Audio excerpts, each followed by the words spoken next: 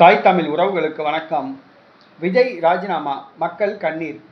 விஜய் ராஜினாமா மக்கள் கண்ணீர் என்ற தலைப்பில் இந்த காணொளியை நாம் காண்கிறோம். தமிழ்நாடு முதலமைச்சராக உள்ள ஜோசப் விஜய் அவர்கள் நடைபெற்று முடிந்த தமிழக சட்டசபை தேர்தலில் 2 தொகுதிகளில் போட்டியிட்டார். பெரம்பூர் மற்றும் திருச்சி கிழக்கு.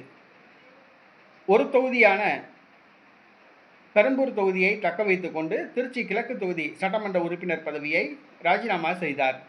ராஜினாமா செய்து 3 மாத காலம் ஆகிவிட்டது. இன்னும் இடைத்தேர்தல் நடத்தப்படவில்லை. திருச்சி கிழக்கு தொகுதியில் போட்டியிட்ட போது அந்த மக்கள் மகிழ்ச்சி அடைந்தார்கள். ஜோசப் விஜய் முதலமைச்சர் ஆவார், இந்த தொகுதி சிங்கப்பூர் ஆகும் என கருதி மக்கள் தங்களுக்கு நன்மை பயக்கும் என்று கருதி வாக்களித்தார்கள். ஆனால் ராஜினாமா செய்துவிட்டார். தற்பொழுது இடைத்தேர்தல் கூட நடைபெறவில்லை. திருச்சி கிழக்கு தொகுதிக்கு எம்எல்ஏ யாரும் கிடையாது. தற்பொழுது தொகுதி கேட்பாரற்று கிடக்கிறது. விஜய் ராஜினாமா செய்ததால் திருச்சி கிழக்கு தொகுதி காலியாக உள்ளது. அங்கு எம்எல்ஏ கிடையாது. ஆகவே மக்கள் வளர்ச்சி பணிகள் பாதிக்கப்பட்டுள்ளன.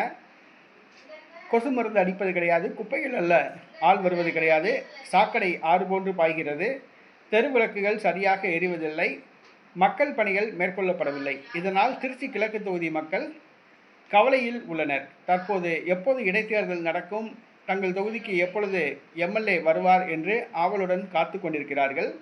தற்பொழுது திருச்சி கிழக்கு தொகுதி எம்எல்ஏ பதவியை ராஜினாமா செய்ததால் திருச்சி கிழக்கு தொகுதி மக்கள் கவலையில் உள்ளார்கள்.